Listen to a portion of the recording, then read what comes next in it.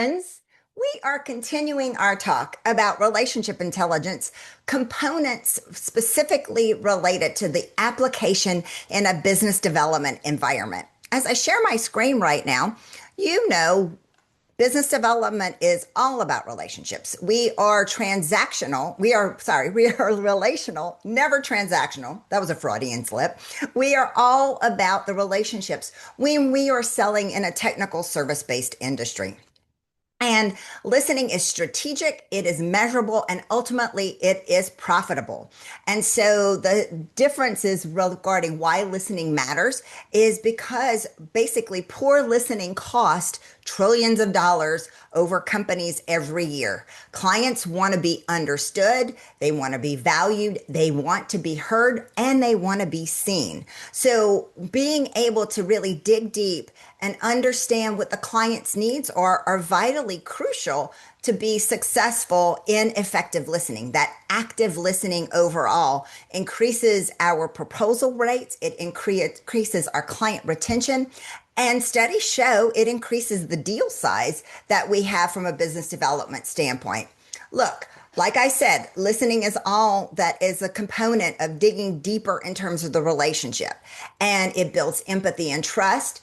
It uncovers the pain points specifically related to our clients. So then that way we can ultimately differentiate ourselves and our organizations against the competition.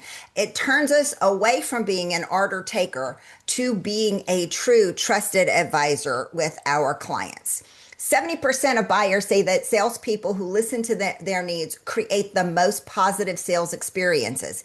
However, it all falls on deaf ears whenever the buyer senses that it is only for the advantage of the seller. They want to feel that they are important, that you are a partner, and like I said, you are a trusted advisor overall.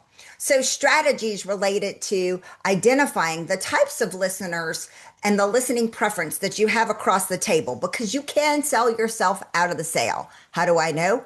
It's almost happened to me many times, but most recently with a client that I was going on and on, high conceptual listening preference right here. And my client was going and enjoying the conversation that we had. And the instant that I saw that his eyes glazed over, and I knew, okay, I'm doing too much conceptual talking about the what if, sensing that he was reflective and he was an analytical listener. He was listening for what are we going to do about it? What are some of the tactical action items that I'm taking from this time that we're spending together? Only then that he pipe back up in and get re-engaged in the conversation. If I would have kept going with all the big ideas, I would have sold myself out of the sale. So really paying attention to who's on the other side of the desk and what are they listening for. As a quick reminder, those 4 listening preferences are the connective, the reflective, the analytical, and the conceptual. Like I was saying, that's me. So listening preferences specifically related to those who are connective listening preferences. They are listening for the impact overall in terms of how is this going to affect others? How is it going to affect my team overall? What is the impact? And you can tell those are the kinds of people that you're speaking with that are super friendly in conversation. They nod, they are engaged, they are super attentive to you. Those are really easy to pick out. And so if you can talk about the impact of what you're trying to sell them, that it has overall on their organization to the people aspect of it, then you will get the sale. The second type are the reflective listeners.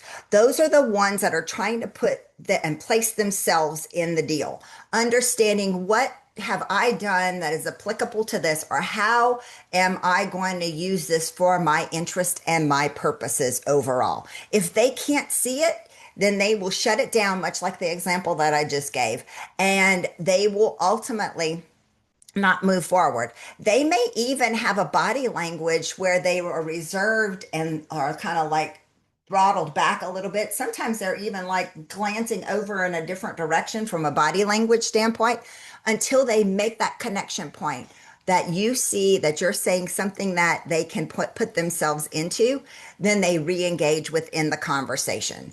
So they have to understand that impact to truly be able to buy and to and to and to see what you have in the sale.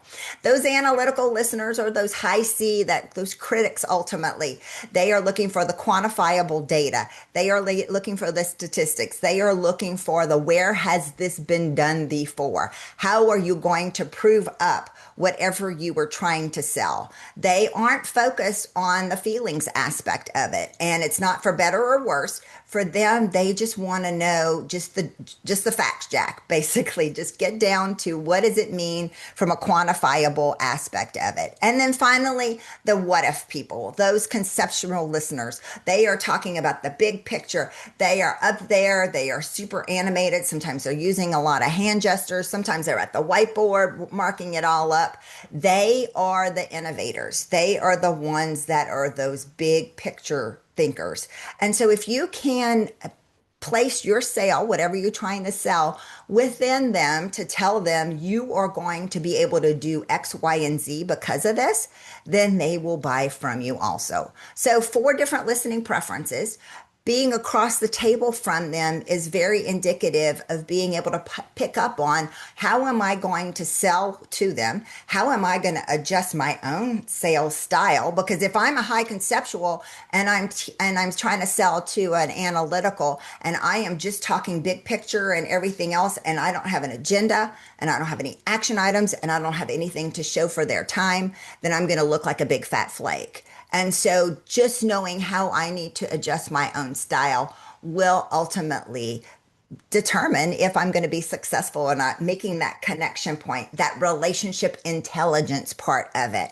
And we're going to continue our journey on relationship intelligence, specifically taking listening intelligence and turning into listening etiquette. And next time's video. You stay tuned. If you have any questions, contact me and I will see you soon.